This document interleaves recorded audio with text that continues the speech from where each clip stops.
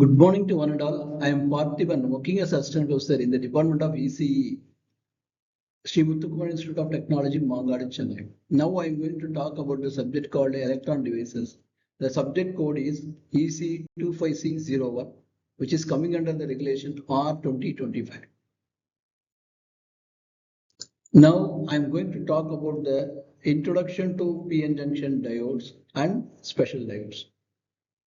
First of all, in this lecture, we are going to study about the PN junction diode as well as special diodes. Before that, we have to understand the basic concept of energy band diagram as well as the open circuited PN junction and its forward and reverse bias characteristic. The diode transition region as well as diffusion region also plays very crucial role in the characteristics of PN junction diode. Particularly, we are also going to deal about the effect of temperature on the diode and how it is varying with the temperature. That and all we are going to see. We are also going to see the special diodes, which are heavily doped diodes. That is called the xenon diode, the tunnel diode, as well as a special diode called varactor diode or variable capacitance diode, as well as about the photodiode. So we are going to see about the construction, operation, as well as applications of all the above devices. First of all, in the PN junction diode, it is formed by the P-type semiconductor, which is joined with an N-type semiconductor in such a way that crystal structure remains continuously at the boundary. This arrangement is called PN junction diode. It's nothing but a semiconductor diode, or we can say it's a crystal diode. The P region contains a large number of holes as majority carriers, while the N region contains a large number of electrons as majority carriers. A simple two-layer device forms most fundamental semiconductor device used in the electronics. The PN junction diode can be used as either as a rectifier or as a switch. These are the two primary functions of PN junction diode. Next, we are going to see about how the PN junction is formed and how the electrons from the N region diffuse into the P region, and then it is recombining with the holes. Similarly, the holes from the P region diffuse into the N region and recombine with the electrons. As a result of this recombination process, the mobile charge carriers near the junction disappear. So this causes the depletion region. This leaves behind the immobile positive donor ions in the N region and immobile negative acceptor ions in the P region. This region around the junction, which is called depletion region, is completely depleted of mobile charge carriers. That's why it is called depletion region. Since this region contains only fixed ions, it is also known as space charge region. This region plays the crucial role in characteristics of PN junction diode.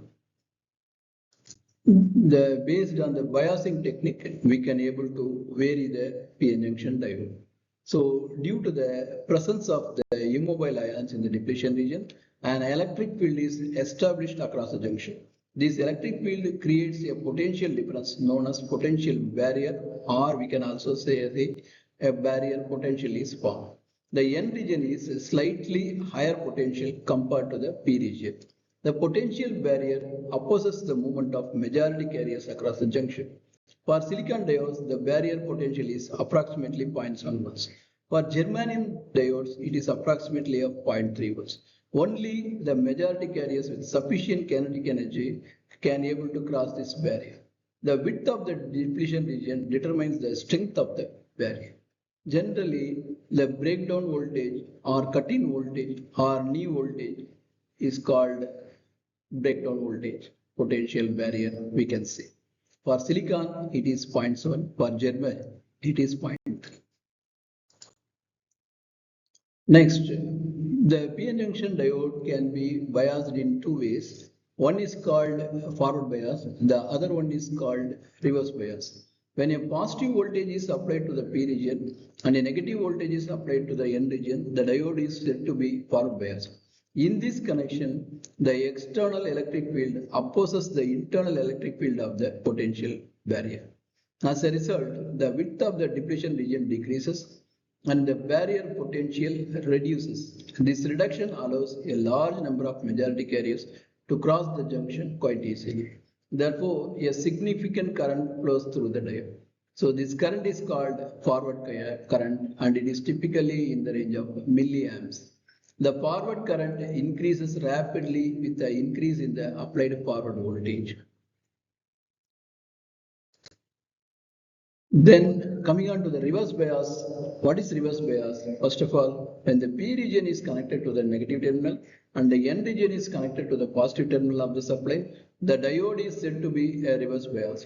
In this case, the external electric field adds to the internal electric field to the depletion region. As a result, the depletion region becomes wider and the barrier potential increases.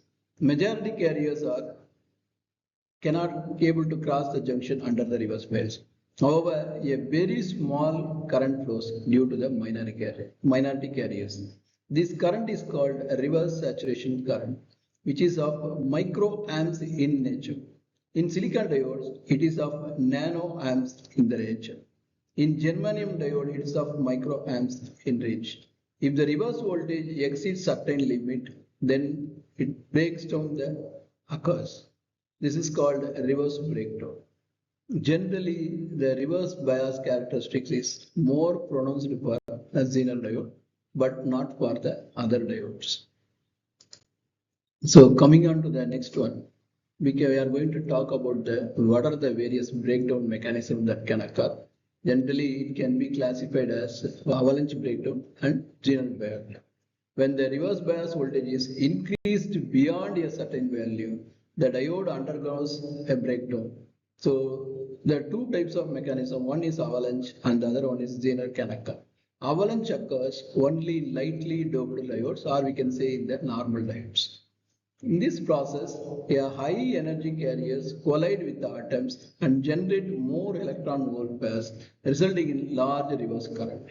In the Zener breakdown, which is occurring only in the heavily doped or highly doped diodes, where the depletion region is of very thin in nature.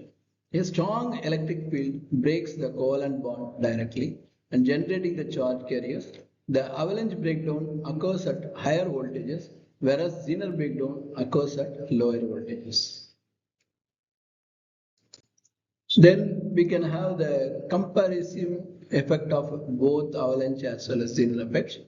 Particularly in the avalanche effect, the semiconductor is lightly doped and the carrier charges are generally generated due to collisions only. The breakdown voltage is quite high. In Zener, the semiconductor is heavily doped and the carriers are generated due to the strong electric field. The breakdown voltage is very low. Understanding these mechanisms is essential for studying the Zener characteristics, which is very vital in voltage regulation. Generally, Zener diode is a very special diode in the reverse bias. Particularly, the Zener is used as a voltage regulator, which is the prime function of Zener diode. We can see the VI characteristics of ordinary diode, where the VI characteristics relationship is shown between the voltage in the x-axis and current in the y-axis for a diode. In the forward bias, the current increases slowly first and then increases rapidly after the threshold voltage. In the reverse bias, the current remains very small and almost constant until the breakdown voltage is reached. This graphical representation clearly shows the nonlinear behavior of a diode. So the reverse bias characteristic shows the nonlinear nature quite clearly. Generally, the breakdown voltage or knee voltage or cut-in voltage plays the crucial role in deciding the characteristics of a diode.